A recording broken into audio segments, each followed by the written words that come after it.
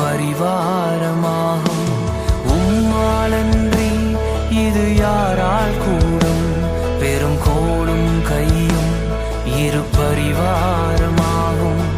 உம்மாலன்றி இது யாரால் கூடும்? ஆகாயத்து பட்சிகளை போஷிப்பீரென்றார், என்னையும் போஷிப்பது நிச்சயமே. காட்டு புஷ்பங்களை உடுத்துவது